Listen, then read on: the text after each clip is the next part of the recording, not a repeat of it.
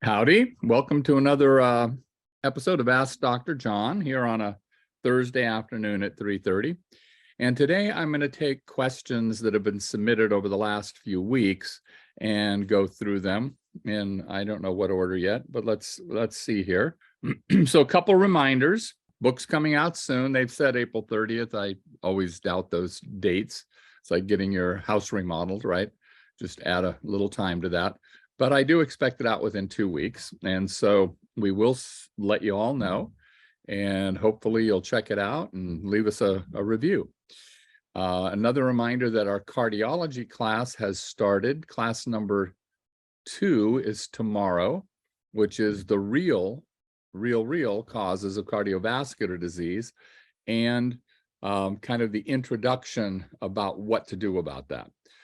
So tomorrow, I think, is an important class if you're interested in cardiology. And this, although there will be a little bit of biochemistry, a little bit of technical stuff, mostly it's stuff that is really appropriate for almost anybody to watch. So let me see what I've got here. First one is, would love to hear you speak about Eustachian tube dysfunction, cause of symptom treatments. Thank you. Well, it's interesting. Eustachian tube dysfunction, it's like, I'm a broken record about this. The key is always to get to the source. Now, there are a couple of drugs that can be used to help with Eustachian tube dysfunction, particularly if it's from allergies. But really, the key is to get to the root of it and see what you can do. So basically, now, when the word dysfunction is used, it really isn't pointing to one specific thing, right? If you have a heart dysfunction, that's not one thing. Many things can cause heart dysfunctions. But the most common type of Eustachian tube dysfunction that's talked about is a condition where the Eustachian tubes that connect your middle ear to your throat become blocked. And of course, if it connects it to your throat, it's also connecting it to your nose. And so there's that's why ear, nose, and throat doctors, right? Because they're dealing with all of these things that can certainly go well together or cause problems between them. And so that'll cause, discomfort. It can cause hearing difficulties, particularly where it sounds like your ears are underwater, but it can cause other hearings also, including tinnitus or tinnitus, either way is a correct pronunciation, where you get a ringing in the ear because the pressure is pressing on the nerves, and then you'll get tinnitus. You get a feeling of fullness in your ears, typically like you might get if you were flying and you weren't chewing gum, etc. when you landed, and then you get this pressure in your ears. Now, that's what's most commonly called Eustachian tube dysfunction. Now, this can happen when the mucosal lining of the tube is swollen, or when it doesn't open and close properly, like it would with the airplane example. And when it's dysfunctional, again, symptoms can be muffled hearing, you can get tinnitus, reduced hearing, pain, a feeling of fullness in the ear, and sometimes even some balance problems can occur. And so again, we need to get to the source. So I'm going to list a few possibilities here. One is allergies. When you get an allergic response, many times we don't notice it, but there is swelling, right? If you get hives like on your skin from an allergic response, or if your throat starts swelling from an allergic response.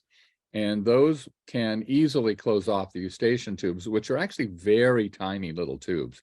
In babies, they're amazingly small, and that's why they get blocked so easily. And often doctors will give Afrin to kind of resolve that, or any of a dozen other antihistamines or other categories of drugs to lower the allergic response.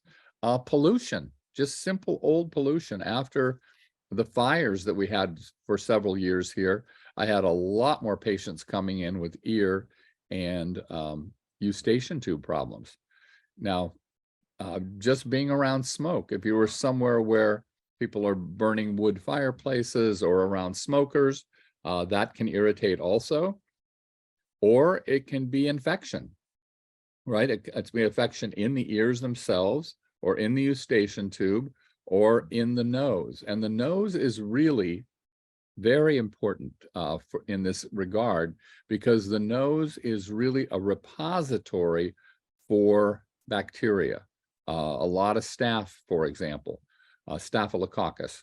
And when several hospitals in Scandinavia stopped doing prophylactic antibiotics with their patients before major surgeries and started instead using nasal swabs with antibacterials, their infection rate went way, way, way down, even though they weren't using antibiotics topically, because that usually staph, but it can be other bugs, then will spread during the surgery and it can get into the wounds.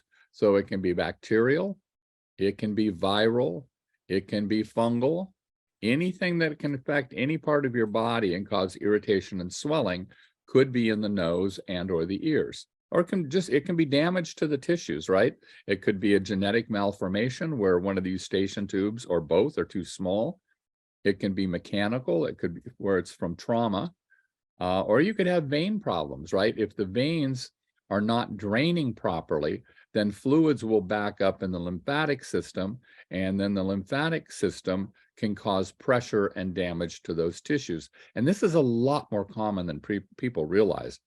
In treating even autistic kids, one of the major problems is the inability for lymph to drain down through the tonsils and the tonsillar tissues. It's very complex. There's not just one set of tonsils. There are multiple tonsillar tissues, and those can get enlarged, again, from bacterial infections, fungal, viral, but mostly bacterial. So then the tonsillar tissue swells, can directly press on the eustachian tubes, or it can swell and not let the lymph drain into the lymphatic system. So each one of these requires a different remedy, obviously. Sometimes it can just be as simple as a mucus that gets trapped up in the eustachian tube. You know, you try to snuff your nose or blow your nose and the mucus gets stuck in the eustachian tube. And so each of those has different problems, different ways. I'm a big fan of propolis inhalers, Propolis inhalers, which are very good for the air pollution and somewhat for the allergies.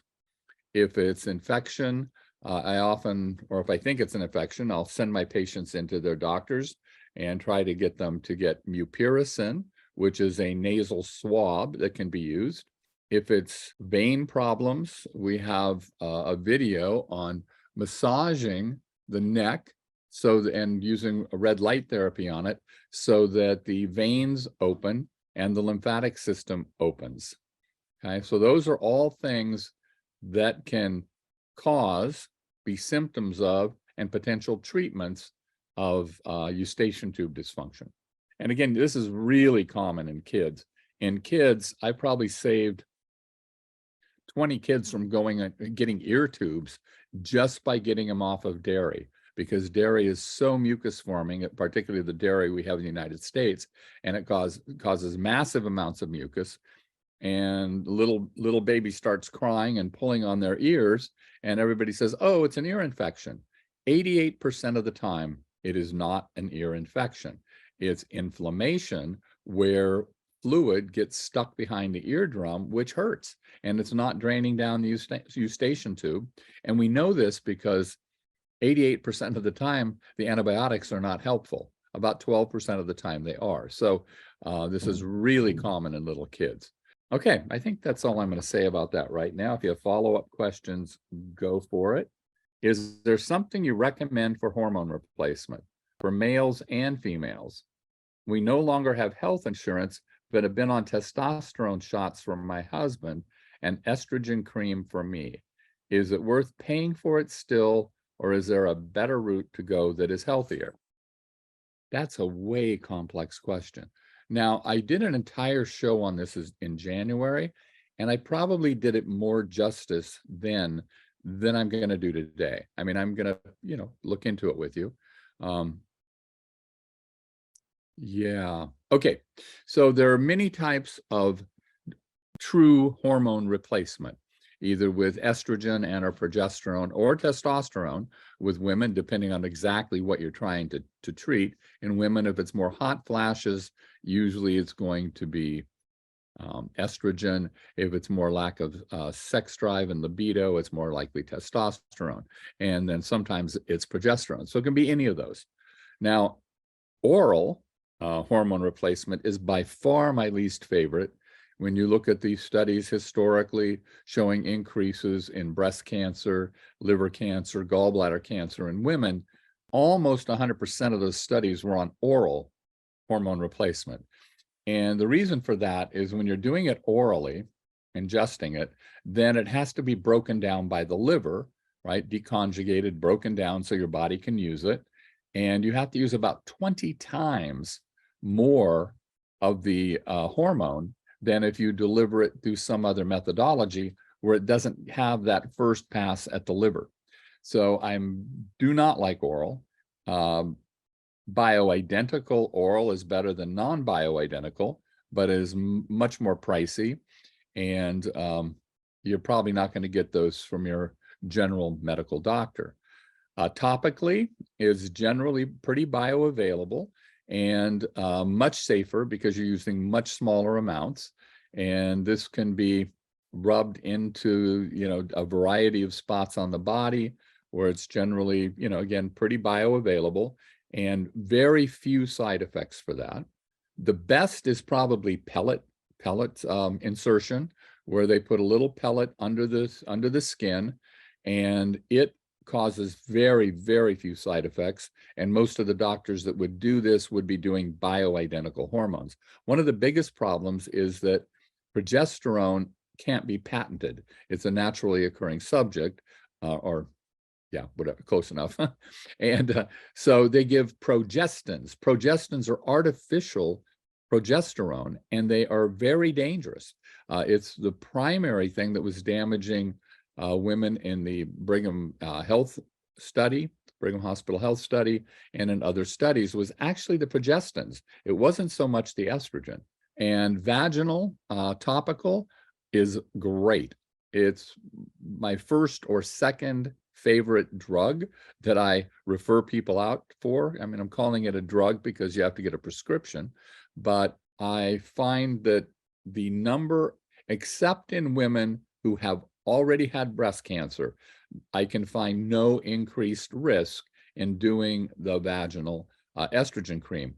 That's because it mostly stays local, right? And it's magical for keeping the tissue healthy.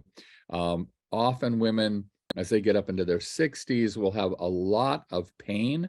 It feels like a urinary tract infection, but it's not. It's that the tissue has become dry and inflamed, and a little bit of urine gets stuck in the urethra, and it feels like a urinary tract infection. So that's the order that I like to see these done in, whether it's for men or women. So it would be oral, topical, that can be a cream or it can be a patch. Pellets in that order are my favorites from worst to best. And then vaginal, I think, is always great. Now, one way to get the hormones, if you've been using hormones, is you go to Mexico. They have huge, you go into their equivalent of CVS, and you see huge stacks of hormonal treatments, including topical testosterone. It's amazing. You can just walk in and buy it. Now, getting it back into the country may be a different issue, but very easy. You can get it all over the place in Mexico. The pellets are the best, in my opinion, because the delivery system is very stable. One of the problems with testosterone injections is you get a big surge in testosterone immediately, and then it wears off, often in uneven rate, but it's because of those big changes in the amount, it can actually turn to estrogen. And so when we talk about man boobs, often that's men that have been doing testosterone shots will develop those because testosterone will turn into estrogen. And so I'm not wild about that way of dispensing it. I really prefer the pellets or a cream that you use more regularly, right? If you use it daily, then you're going to get a fairly constant level of testosterone. Tons of supplements and herbs that can be very helpful. So herbs, we have a formula called Venus, which should be kind of obvious what that does. It's more for the estrogen side of things. We have other dozen other formulas, probably more than that, for hot flashes, night sweats, etc. But Venus is more for tissue quality.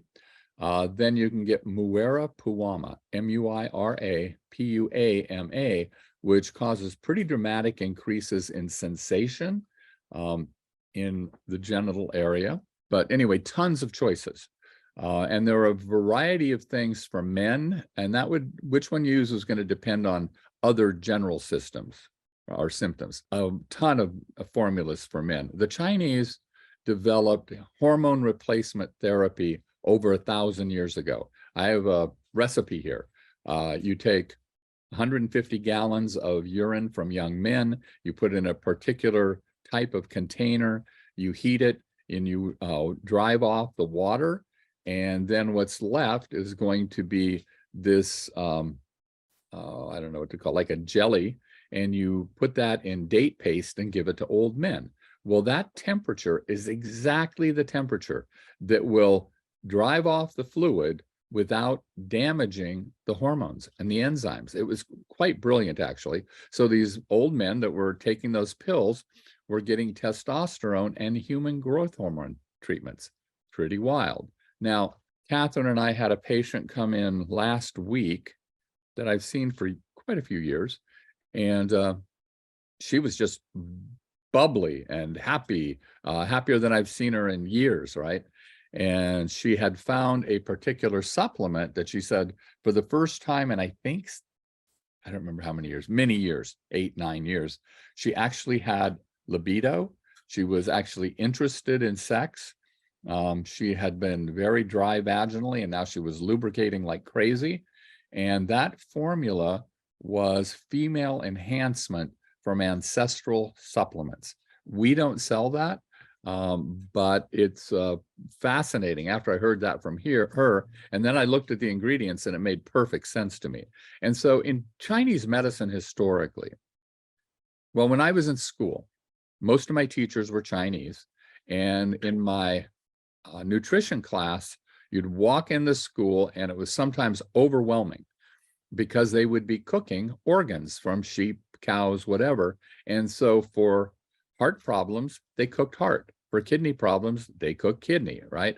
For libido problems, they would cook either ovaries or testes for men, right? Testicles. And that makes perfect sense because the building blocks for these organs are going to be found in those animal organs. And it was very successful. And now this company, Ancestral Supplements, has put together combinations of organs that meet a variety of needs. And the female enhancement seems really, really would be at the top of my list. For men, I don't remember, male optimization formula, I think is what it calls for. And when you look in the ingredients, it's like, whoa, I can see why that's going to work, right? And so that's what I would try for men. Now, they're a little pricey for supplements, but I think it would be worth a try. They're probably a little cheaper than herbs overall. So I would start with those 2 supplements from Ancestral and see how they work. And I thought I did this one, but maybe I didn't. Toe neuropathy. Well, toe neuropathy is the same, again, as any other neuropathy. When people say neuropathy, it means that there's damage to the nerves. Now, many things can damage the nerves. You can have pressure on a spinal nerve. You can have diabetes. You can have vitamin B12 deficiency, and a variety of other causes. You can have trauma to the area. And the biggest question is it mostly tingling and numbness? Is it mostly pain, or is it both? Now, again, the 3 most common causes of toe neuropathy would be either a physical injury, I'm going to say 4 most common, diabetes or elevated blood sugars, which causes a problem in the peripheral vascular system, and so it reduces blood flow. A vitamin B deficiency, generally B12 and or B1, and then nerve compression somewhere between the spine and the toe. Could be right at the spine, or it could be lower on the leg. And so you kind of have to parse those out and have someone work with you to figure out which one it is. Now, if you know there's diabetes, then you could suspect that that's the problem. If there's a B12 deficiency, you'll see an elevation in mean corpuscular volume. And a lot of labs will say you're normal up to 100 for MCV. LabCorp says up to 97. But in functional medicine, most people agree that if you get over 90, it's a problem. So if you're getting up 95, 96, up to 100 in that range, then I would look at the B vitamin issues and take a good quality methylcobalamin, which is B12, and methylfolate, which is a form of folate. It's 5L-methylene tetrahydrofolate, actually, but just look for methylfolate. And then B1, I prefer to get the benfotiamine form, benfotiamine, because that stays in the system longer. If it's spine nerve compression, then you'd need either hands-on testing by an expert, or you could do a nerve conduction velocity test to determine that. Now, obviously, the treatments are different from them all, but for all of them, I use a methylated B vitamin complex, alpha lipoic acid, and benfotiamine, no matter what type of problem it is, because those all generally work to restore nerve function. And then herbs to consider, there are a ton, but I would start with Shentong Juyusan. That's SHENTONGZHUYUSAN. That's for blood stasis in the periphery of the body. The question is, I appreciate your Zoom lectures so much. Please discuss glaucoma, cataracts, and macular degeneration. How can we avoid, stop, cure them when diagnosed? Acupuncture, vitamins, etc. I also have a hunch that the blue light from the computer monitors fry the eye. Yes, they do. You should get a blue blocker for your phone and your computers so that they don't damage the eye so much. Now, fortunately, for the retina and the cataract issues, the treatments are very, very similar. Now, in Chinese medicine, the eyes are related to the liver. So when there's an eye problem, we look to the liver and its associated organ, the gallbladder. So most of the acupuncture points that I use to treat eye problems are on the gallbladder and liver channels. And I'm not going to mention too much about that, but a little bit when I get down to glaucoma. So if I remember.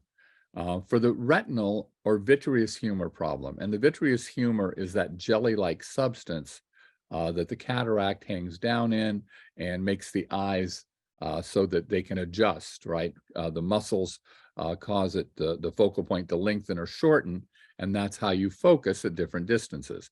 So for that, I, particularly for the retina, use vitamin A. You can actually go blind from lack of vitamin A. In fact, there's some great stories, probably apocryphal, but I don't know, about mountain men and travelers across country who suddenly went blind, and a native came up, indigenous person came up, went fishing, pulled out a fish, and gave the person the fish liver to eat, and their vision came back. And that actually could happen. By the way, don't ever eat bear liver, because it or polar bear in particular, because it has so much vitamin A in it, even a teaspoon would kill you. You guys probably aren't going to do that, though. So vitamin A, zeaxanthin, which most of you are familiar with, astaxanthin, lutein, L-U-T-E-I-N, luteolin, which is different than lutein and is now a new superhero coming on the scene, green tea, or epigallocatechin gallate, usually called EGCG, but you can use green tea or green tea extract, and vitamin C. Those are kind of a standard thing. But then what we're looking at here The primary problem with retinal issues is blood flow problems. So if you have big, thick veins under your tongue, then you need to fix the blood stasis. And also, there are many things that can damage what's called the glycocalyx. And the glycocalyx is the substance that lines the inside of the arteries and veins. And so you've got a one cell thick layer called the endothelium. Inside that is the glycocalyx. And that's what protects you from foreign invaders, from cholesterol buildup, et cetera, et cetera. And so I would use a glycocalyx supplement for blood flows. At some point, I'll give you some ideas about what to use for that.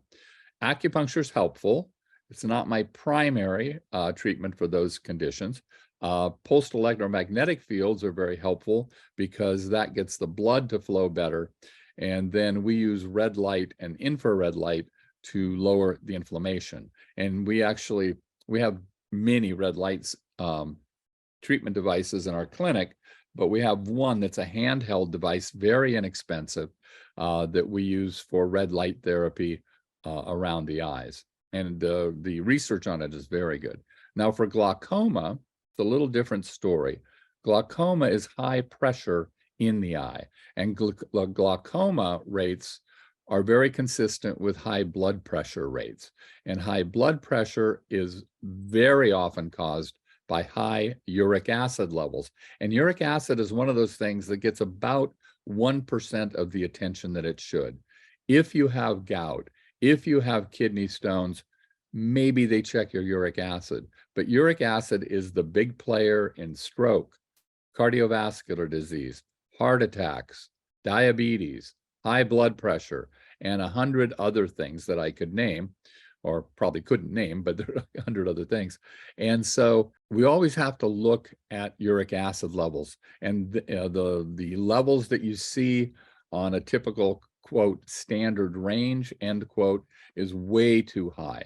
It should never be over 5.5, and the lower it is, the better. So that's the first place I would look for glaucoma issues. VA is now doing a study on I believe they were talking about it, on a acupuncture formula that I put together for one of my patients, and they were stunned. They called me, said, hey, whatever you're doing, don't do any more of it because his pressure is getting too low, and his had been very high.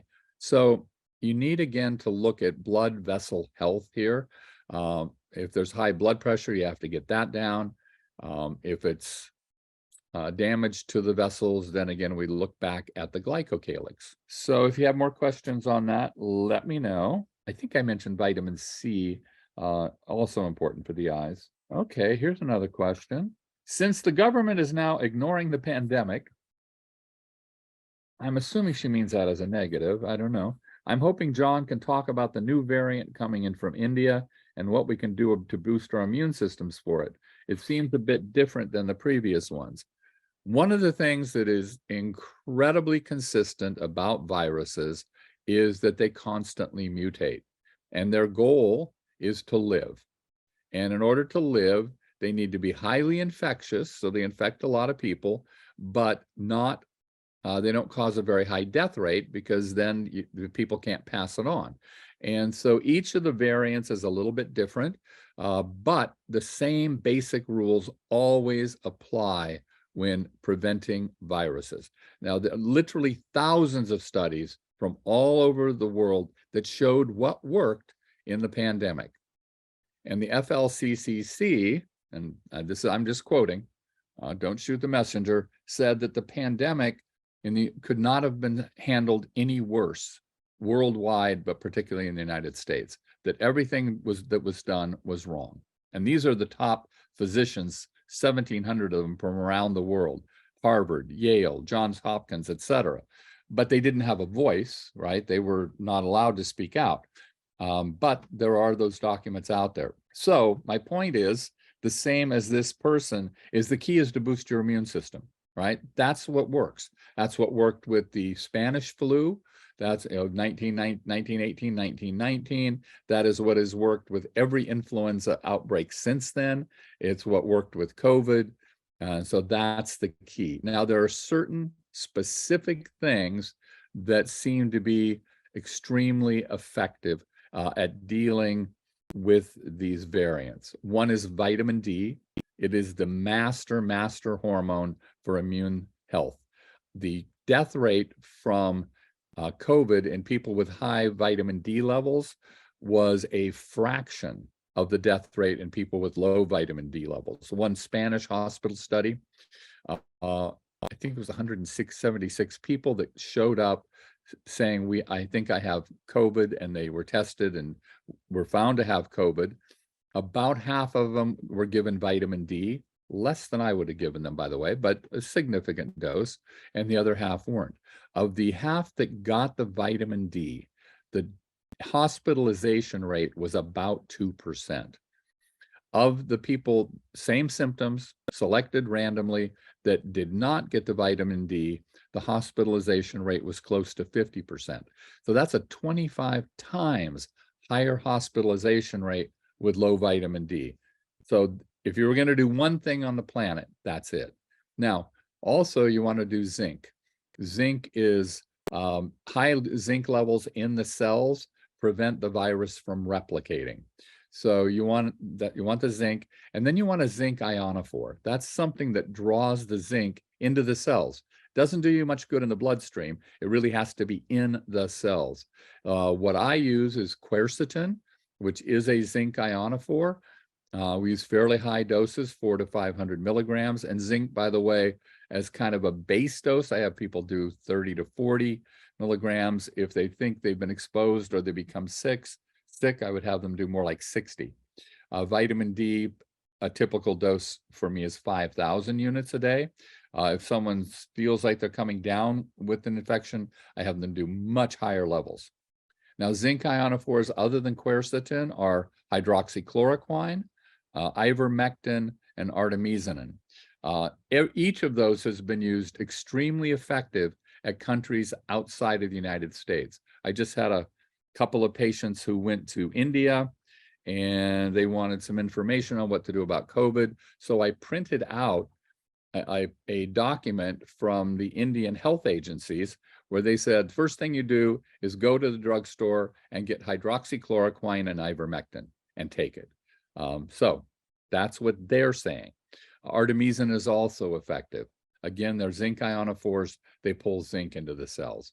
You want to do vitamin C to bowel tolerance. So that means to the point where you start getting diarrhea. Split it into 3 doses because it's only in the bloodstream at high doses for 8 to 12 hours after you take it. So I'm doing these in order that I think they're important. I do an antiviral herbs, and there are many. There are dozens of antiviral herbs. My favorites are andrographis or Chuan Xin Lian. That just wipes out the flu virus in most cases. And then Da Qing Ye, D-A-Q-I-N-G-Y-E, and Ban Lan Gun, B-A-N-L-A-N-G-U-N, G-E-N, I'm sorry. And so those are 3 of the primary strong antivirals that I use. Then you want immune boosting herbs. And again, there are dozens and dozens of these, but a few of them are Eleutherio, which is Siberian ginseng, echinacea, berberine, ashwagandha, ginseng. So these are some of the immune boosters. Huang Qi, astragalus, thank you. So those would be next on my list, immune boosting. And then if I thought I had high exposure or I started getting sick, I would do the antivirals, and then high dose melatonin.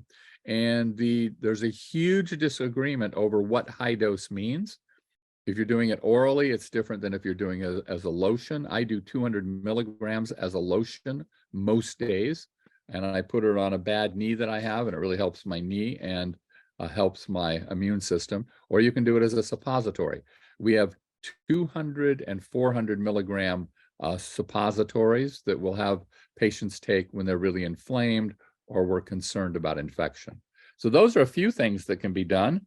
Then on a mechanical side, a lot of people swear by nose irrigators. So you can get something like water pick, right? In fact, you can actually get water picks with nasal attachments. And so you irrigate your nose, and there are different people suggest different things to irrigate with. So you want to do research on that one. We use something called Xlear, Xlear, which is a xylitol grapefruit seed extract.